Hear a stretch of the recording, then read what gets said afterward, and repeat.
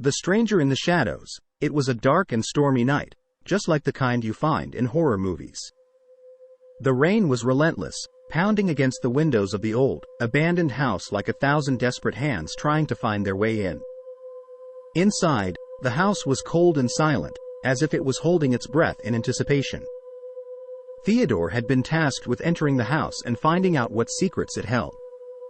He had been warned that the house had strange, supernatural powers, and it was up to him to uncover the truth. As he made his way through the house, he heard strange noises and saw strange shadows move in the corners of his eyes, but when he turned to investigate, they were gone. Theodore soon found himself in a room with no exit. He sensed something malevolent in the air and he felt like he was being watched. He was about to turn back when he heard the sound of a door creaking open. He cautiously stepped forward and found an old, dusty mirror.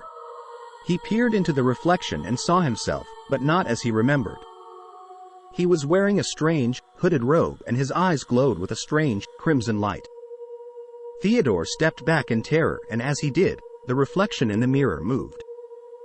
It stepped out of the mirror and into the room, revealing itself to be a figure shrouded in darkness.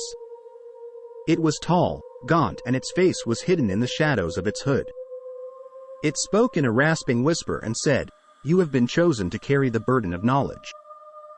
Before Theodore could react, the figure lunged at him, dragging him into the mirror. Theodore screamed in terror as he felt himself being pulled into a dark void. As he was pulled further and further away, he realized that the figure was a servant of an ancient and powerful evil. He had been chosen to be its pawn in a game far older than him. Theodore awoke in a cold sweat, shaking from his nightmare. He was relieved to find himself safe in his own bed, but he knew the danger was still out there. He had been chosen for a fate he could not escape. He was the stranger in the shadows.